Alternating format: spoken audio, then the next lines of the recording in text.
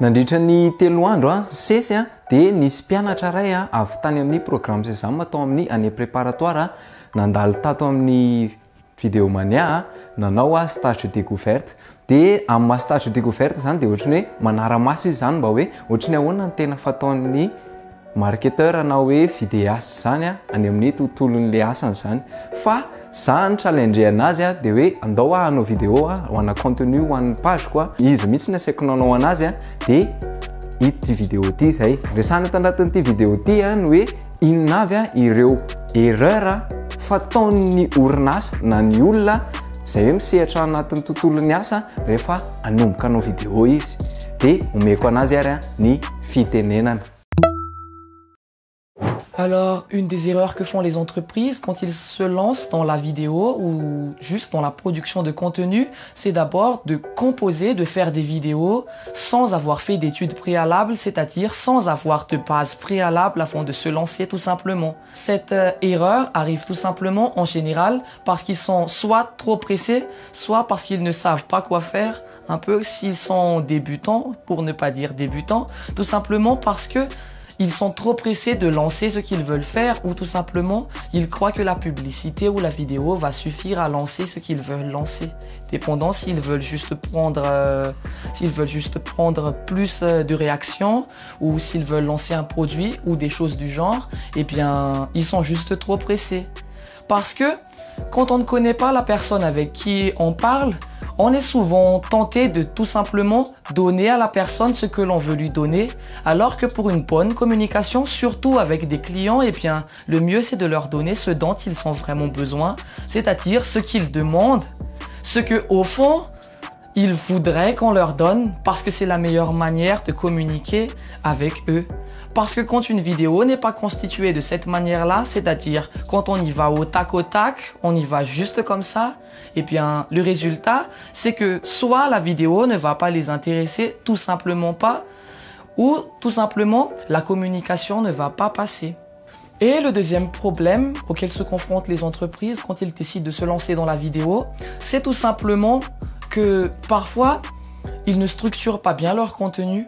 Quand on est en train de transférer un message à quelqu'un, eh bien, pour moi, j'appelle ça une sorte d'attraction progressive, c'est-à-dire qu'il faut les attirer petit à petit, du plus intéressant vers le moins intéressant, même si le mieux, ce serait de les attirer vers quelque chose de toujours plus intéressant et toujours plus intéressant à chaque fois.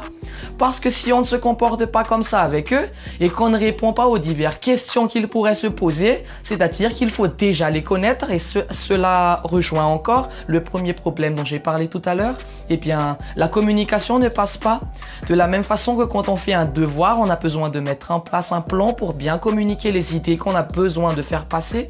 Eh bien, c'est nécessaire aussi quand on est en train de se lancer dans la vidéo ou quand on fait de la vidéo tout court, parce que un contenu bien structuré et qui arrive à suivre la manière dont le client va interpréter la vidéo, eh bien, c'est toujours mieux que rien.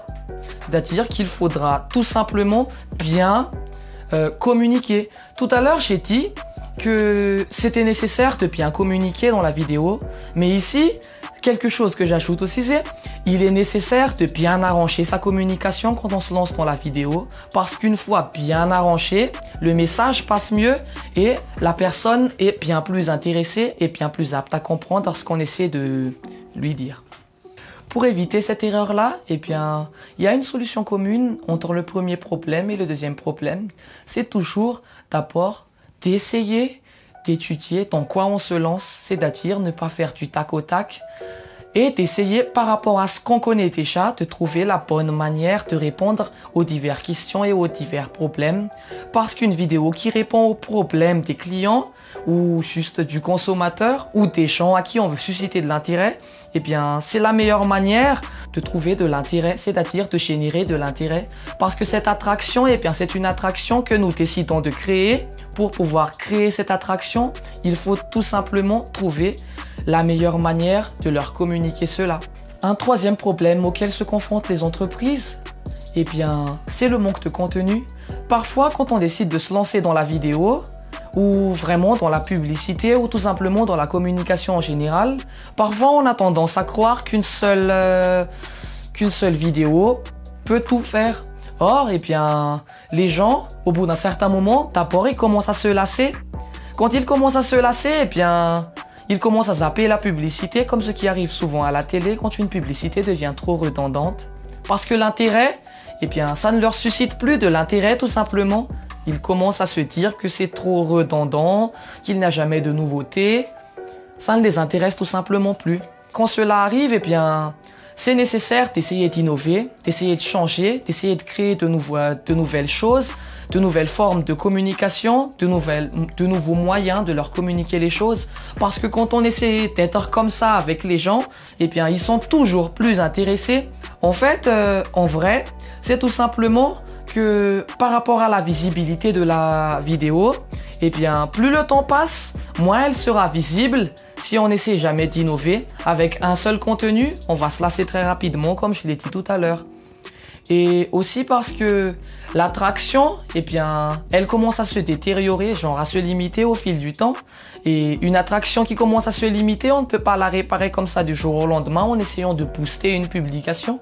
Le mieux, c'est tout de suite de faire une nouvelle publication et d'essayer de faire mieux encore et de répondre encore mieux aux attentes. Parce que dans les cas comme ça, si vous n'avez qu'une seule vidéo pour une seule offre, je peux vous garantir qu'au bout de 3 mois, si vous continuez avec la même vidéo, toujours la même vidéo, votre vidéo va vite être oubliée et une fois qu'elle est oubliée, faire que les gens s'en remémorent à nouveau, c'est un grand pari et c'est un pari perdant.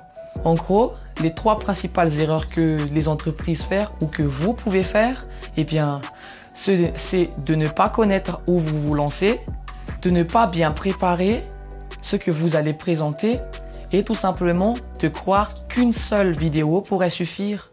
Vous serez tout de suite à court de contenu. Merci de regarder la vidéo. J'espère que j'ai pu vous apprendre quelque chose de nouveau aujourd'hui. J'espère que ça pourra vraiment vous aider dans le futur. Merci beaucoup. Jusqu'à la prochaine vidéo avec Ninety9. Soyez d'abord visibles, mais surtout, soyez mémorables.